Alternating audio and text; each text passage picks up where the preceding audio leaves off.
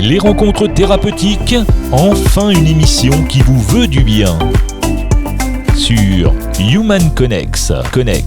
Eh bien bonjour, bonsoir, bienvenue sur Human Connex dans notre émission Body Food, la rubrique dans laquelle je vous propose de découvrir le potentiel santé à travers l'alimentation. Ça peut être la médecine ayurvédique, chinoise ou encore les plantes.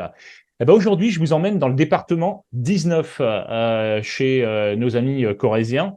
J'espère que vous connaissez bien la géographie. Département 19, vous aurez appris quelque chose ce soir. Et puis, nos amis corésiens ne sont pas tous là, mais en tout cas, Fabien est avec nous. Bonsoir Fabien. Bonsoir. Alors, on va parler chanvre ce soir. On va parler d'ABE, de cannabis. Peut-être, certains pensent déjà qu'on va parler de produits illicites. Je vous rassure quand même, on va pas faire ça. On est dans la plus stricte légalité. J'espère que tout le monde est prêt. Vous êtes là, vous nous regardez, ça tombe bien. On va aller avec Fabien découvrir le petit chanvre corésien. Alors, on va parler de CBD, on va parler de CBG, Quesaco. Alors, vous allez me dire, on a parlé de drogue, on a parlé de... Mais qu'est-ce que c'est que tout ça? Eh ben, en fait, pour ceux qui ont entendu parler du CBD, il faut quand même savoir que ça a été découvert en 1940 par un chimiste américain. Je me suis documenté quand même. C'est Roger Adams qui est entré dans l'histoire en réussissant à isoler le premier cannabinoïde ou encore les cannabidiols. Et justement, c'est les fameux CBD. Eh bien, on va l'évoquer et on va commencer tout de suite avec ce que j'ai dit tout à l'heure. Est-ce que c'est illicite ou pas, Fabien? Eh ben non, alors effectivement, la partie illicite du chanvre qui s'appelle le THC, qui est cette molécule psychotrope, elle n'est autorisée qu'à hauteur de 0,3%. Donc bien sûr, tous nos produits respectent cette législation et sont inférieurs à 0,3% de THC. Donc du coup, et sans effet psychotrope Voilà. de fait. Donc, en fait, effectivement, je suis allé regarder un petit peu ce que dit la législation française. Le CBD ne peut être considéré comme un produit stupéfiant et n'a pas d'effet psychotrope. C'est ce que tu viens de dire. Une décision qu'elle justifie par la variation très forte de la teneur en CBD et THC en fonction des variétés de cannabis. Bref, en France, c'est totalement légal. C'est pour ça qu'on le retrouve sur le marché. De ce côté-là, on est rassuré. Et alors justement, avant d'expliquer les effets et les bienfaits du CBD, du CBG, moi j'aimerais qu'on parle, on va rebondir sur plusieurs choses, mais pour ceux qui connaissent, j'aimerais qu'on parle d'une chose. Moi j'ai utilisé des CBD, comme d'autres personnes, avec ce qu'on disait du 5%, du 10%, du 30%, et tous ces pourcentages, on a l'impression que plus c'est élevé, meilleur c'est. Et j'ai été justement interpellé quand je vous ai vu, puisque je crois que c'est ton frère que j'ai rencontré à Châtelaillon-Plage. Et c'était lié à la méthode de production, au procédé de fabrication qui est différent chez les petits chambres corésiens. Et on se retrouve avec des pourcentages qui sont tout petits. Est-ce que tu peux nous expliquer la différence avec d'autres produits de CBD qu'on retrouve? Oui. Alors ça, c'est vraiment la question primordiale. Il y a une idée reçue qui est de penser que plus le pourcentage de CBD est élevé, plus c'est efficace. Et souvent, les personnes disent, je commence par un pourcentage faible, 10%, puis 20, 30, 40, et on voit même des huiles apparaître à 50%. Et il faut savoir que au-delà de 15% grand maximum, l'huile de chanvre ou de coco sature en cannabinoïdes. Donc tout ce qu'on peut trouver à 30, 40, 50%, c'est au meilleur des cas une base de full spectrum, donc de tous les cannabinoïdes auxquels on a rajouté une grosse partie d'isolate de CBD. Dans le pire des cas, c'est que de l'isolate de CBD. Et là, naturellement, on perd tout ce qui s'appelle l'effet d'entourage, donc les propriétés complètes de la plante. Alors justement, toi tu parles d'isolat, tu vas nous dire ce que c'est qu'un isolat, parce que vous, je crois que vous utilisez un macérat.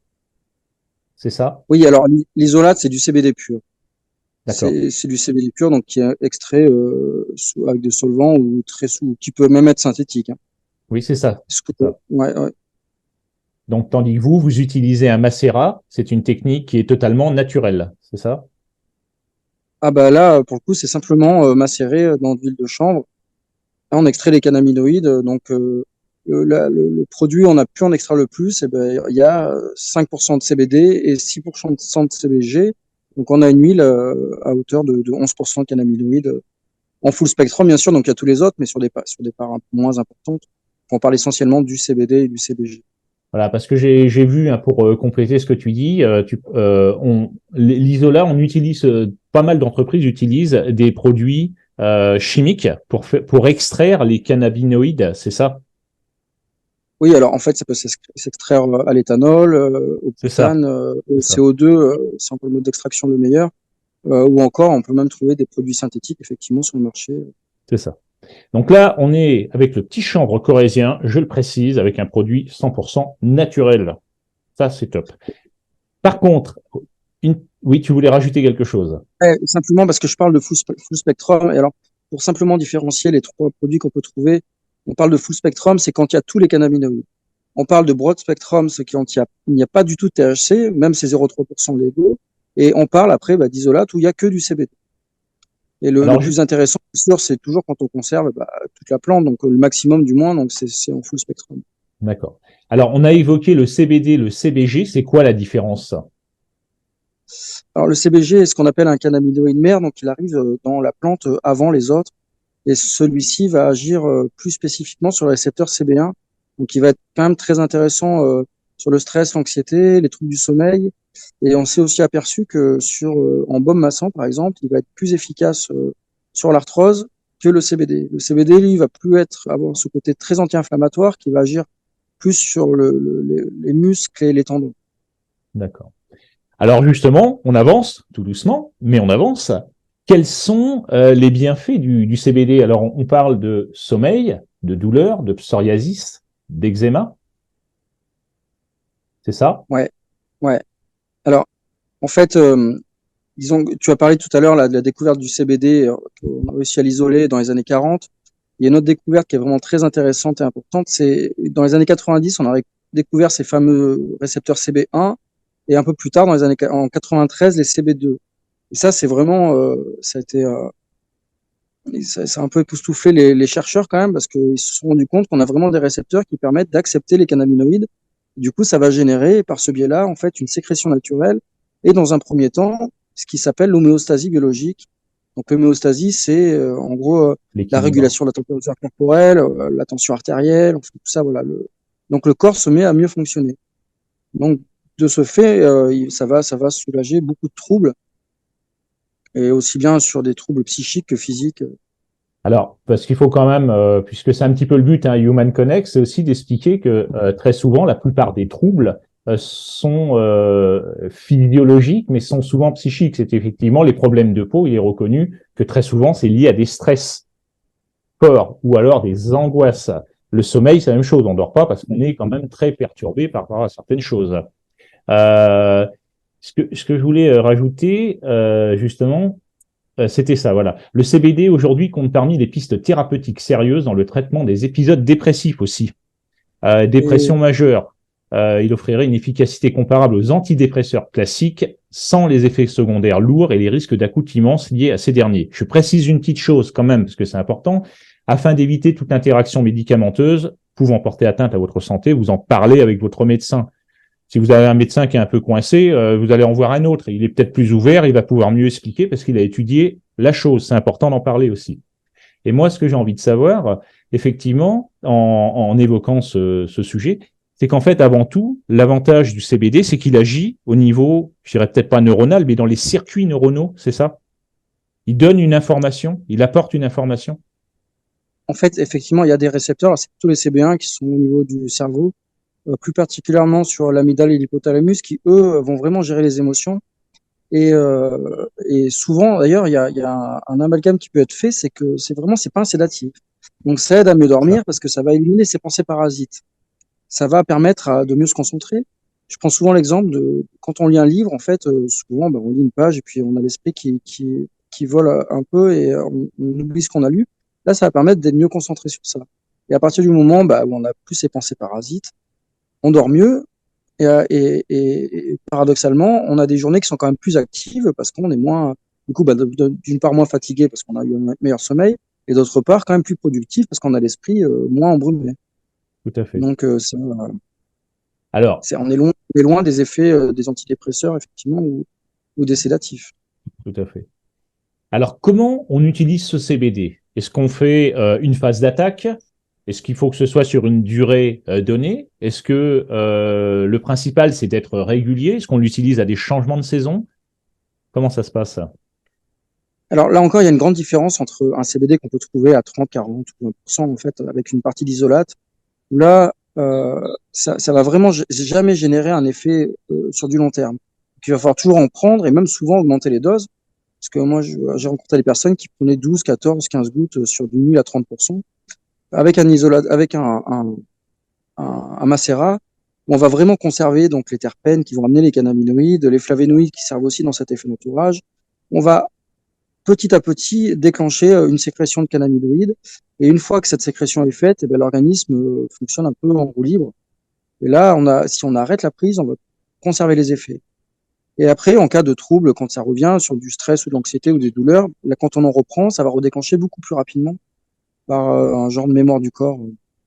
C'est ça, c'est ce que j'avais noté, effectivement. La régularité va faire que la mémoire du corps se met systématiquement en route. C'est un petit peu comme le vélo. Hein. C'est-à-dire que vous en avez fait il y a 20 ans, mais vous avez appris il y a 40 ans, vous remontez dessus, automatiquement, vous repartez en pédalant tranquillement. Est-ce que c'est ça, en fait, finalement, le CBD, il y a la mémoire du corps qui va rappeler qu'il y avait déjà eu cette information et va faire une corrélation entre le mal-être, le CBD, de manière à apaiser la douleur, le mal-être, c'est ça? Oui, c'est ça. Mais en fait, c'est qu'une fois que vraiment ce système est reparti, une simple prise, en fait, permet de relancer cette sécrétion de cannabinoïdes. Et sachant que il y a pas de risque de saturation de notre système endocannabinoïdien par un pourcentage de CBD qui est complètement délirant. Donc, En en fait, fait, c'est comme... souvent, je fais l'analogie. Pardon. Vas-y. Oui, souvent, je fais l'analogie avec la vitamine C synthétique et la biologique, parce que celle-ci, je trouve par là, Tout c'est à fait. bien. La synthétique, on a des quantités énormes qui est pas bien assimilée. La biologique, celle du fruit, on la conserve beaucoup mieux. Ça, c'est la biodisponibilité. Et entre un macérat et une huile en isolate, c'est totalement la même chose. Tout à fait. Alors, est-ce qu'on peut dire que le CBD est une plante adaptogène? Ah bah Ouais. oui, complètement. Oui, oui, oui. Alors, en fait, pour ceux qui ne connaissent pas, en fait, les plantes adaptogènes, en fait, ce sont majoritairement, ça ne veut pas dire toutes, se présentent sous forme de racines, d'herbes ou de champignons. Donc, les plantes adaptogènes contiennent des substances naturelles non toxiques qui augmentent la résistance du corps face aux agressions liées au stress sans créer d'accoutumance. Ça aussi, c'est important. Alors, on a bien avancé. Moi, j'avais dit que j'allais... Ah, ben si, attends, j'ai oublié quelque chose. J'ai un petit flacon. Alors, bon, on le lit à l'envers. Ça te parle, ça te dit quelque chose, Fabien? Voilà, donc Oui, moi, ça, j'ai oui. essayé. J'ai fait l'expérience avec le CBDA 5%, le CBGA 6%. Pour ceux qui me connaissent, ils savent que je suis un grand stressé, un grand angoissé. J'ai fait le test. Alors, le souci, c'est que je suis pas quelqu'un de régulier. Par contre, ce qui a été bien, et je peux en parler, c'est qu'en cas de grosse angoisse, quand j'en prends, effectivement, ça m'apaise, et ça, c'est important de le préciser. La prochaine cure que je redémarrerai, c'est effectivement de le faire très régulièrement, matin et soir. C'est ça, on est d'accord, en gros, c'est ça, Fabien? Bah, d'autant plus, ça se prend avec parcimonie, hein. C'est quelques gouttes sur celle que Oui, tu c'est as, là, ça. qui est vraiment C'est deux le la plus matin, dosée. deux le soir. Oui, c'est ça. Là où on a extrait vraiment un maximum de cannabinoïdes, en fait, c'est pas la quantité qu'on va prendre dans la C'est prise qui va ça. être importante, mais c'est vraiment le temps qu'il faut pour déclencher cette sécrétion naturelle. Et ça, c'est vraiment la différence entre une personne qui est réceptive et une autre qui l'est pas. Il y a des personnes sur qui ça, dès les premières prises, c'est incroyable. Elles ont des Mm. effets extraordinaires. Et il y en a d'autres, et ben, il faut 15 jours, 3 semaines vraiment pour commencer à voir les effets. Et ça, malheureusement, comment pouvoir savoir, enfin, comment savoir qui est réceptif et qui l'est pas avant d'essayer, c'est un peu compliqué. Donc, en tout Alors, cas, comme on a tous ce système endocannabinoïdien, on est tous faits pour accepter cette plante. Donc, elle peut pas être sans effet, c'est pas possible. tout à fait. De toute façon, on retrouve beaucoup d'avis sur votre site. J'invite aussi des personnes qui pourraient avoir des doutes à se documenter. Vous allez trouver des dizaines, des centaines d'études. Et puis vous dire qu'en France, pour une fois qu'ils acceptent quelque chose, si c'est légalisé, dites-vous quand même que ça a du bon. Et puis, encore une fois, peut-être choisir le bon endroit. Et c'est vrai qu'il y a, comme chez Fabien, avec le petit chanvre corésien, des bons produits et c'est naturel. Alors, on Juste, a fait à peu près le tour. si je peux Oui, simplement une précision, justement sur ça, je trouve qu'il y a quand même beaucoup de produits, effectivement, pour savoir connaître la provenance, trouver la qualité, savoir le bon produit, c'est pas simple. Et ce qui peut orienter le consommateur aujourd'hui, quand même, c'est d'avoir un produit labellisé EcoCert. Parce qu'aujourd'hui, il y a une cellule d'une vingtaine de personnes chez EcoCert qui labellise les produits issus du chanvre. Donc, il y a quand même des produits labellisés EcoCert. Ça, il y a de la traçabilité. Alors, Et si on vous dit que le chanvre n'est pas labellisé EcoCert en France, c'est pas vrai. Faut pas écouter, c'est faux. En fait, c'est que les produits qu'ils ont peuvent pas l'être. Alors, on a parlé effectivement du produit. Dans ma tête, on parlait des adultes. Pour les enfants, comment ça se passe? Est-ce que c'est un produit qui peut être... Ouais, mais la vente est interdite aux enfants de moins de 18 ans. D'accord. Je parle pas de la vente, mais est-ce qu'on peut en donner aux enfants ou c'est pas... Bah, il y a des exemples où dans des cas où vraiment, on a une cliente en fait qui avait un enfant qui avait de maladies quand même très graves, où il était devenu aveugle, il faisait beaucoup de crises d'épilepsie et les traitements synthétiques en fait lui convenaient pas. Elle a utilisé du CBD et c'est la seule chose qui a diminué ses crises d'épilepsie. Ça, il y a des tas d'études sur les crises d'épilepsie. Alors chez les enfants, bien sûr, enfin les enfants aussi, il y a beaucoup de choses. Il faut les laisser vivre leur enfance, hein, donc il y a pas. Mais effectivement, dans des cas extrêmes, on peut se poser la question. Voilà, donc toujours la même chose. On est d'accord. Vous allez de toute façon avoir des médecins avec qui ça va passer. Vous en discutez, vous échangez. Ça, c'est le plus important. N'arrêtez pas votre traitement si vous en prenez un, mais testez quand même ces produits-là en parallèle. Dernière question. Nos amis poilus à quatre pattes, qui miaulent, qui aboient, est-ce qu'on peut donner du CBD aux animaux? Ah, mais c'est pareil, hein, ils ont le même système que nous, endocannabinoïdiens. Après, ils ont un système digestif et immunitaire qui les rend beaucoup plus réceptifs. Donc, ce qui est important, c'est d'avoir des produits qui sont adaptés en pourcentage, pas très élevé, parce que de toute façon, ça va saturer encore une fois leur système. Et on s'est aussi aperçu, enfin, par rapport au retour, hein, parce que les connaissances qu'on a aujourd'hui, elles sont plutôt empiriques, parce que c'est vraiment par l'expérience des gens qu'on les a obtenues. Et c'est vrai que le CBG a beaucoup plus d'intérêt que le CBD sur eux. D'autant plus que le CBD parfois leur provoque des problèmes gastro-intestinaux. Le CBG, il n'y a pas du tout ces soucis. Alors, quand tu parles de problèmes gastro-intestinaux, c'est peut-être dû à la quantité ingérée ou c'est par intolérance? Parce qu'on n'en trouve pas beaucoup. Hein, j'ai cherché, on ne trouve pas grand-chose. Hein. Ouais, peu. Mais c'est peut-être le CBD qui agit différemment sur eux. Après, les animaux sont tellement sensibles. Mais en tout cas, ce qui est sûr, c'est que les effets secondaires, encore une fois, comme pour nous, on n'en rencontre pas. Non. Après, les effets secondaires qu'on peut rencontrer avec du CBD, comme les gens qui me disent, moi, ça m'a donné des maux de tête atroces, je leur rétorque que je ne sais pas ce qu'ils ont pris. Le chanvre est une plante qui nettoie les sols. Si ça a poussé sur un sol qui est pollué par des métaux lourds, qu'à la fin, on consomme un produit qui est chargé en plomb, c'est peut-être pas la plante qui provoque ces effets-là, mais c'est plutôt la façon dont elle a été produite et cultivée et extraite. Voilà, donc si c'est le plomb, consommez du sans-plomb, c'est meilleur. Vous avez compris? Et donc, moi, j'avais une petite question, parce que c'est vrai que j'avais été surpris, on avait parlé un petit peu. Qu'est-ce qui donne le goût? Parce que c'est vrai que c'est costaud en termes de goût, en tout cas celui que j'ai utilisé. Il est assez, il prend bien la bouche. C'est quoi qui donne ce goût?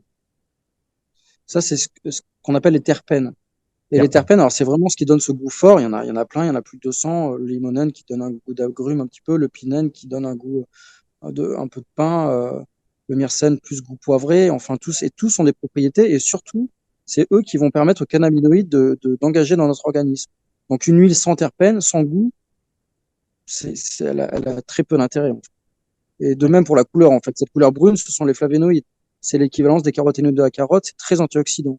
Et tout ça fait l'effet d'entourage. Très bien. Je pense qu'on a fait un petit tour rapide pour évoquer le principal sur le CBD, le CBG, Fabien.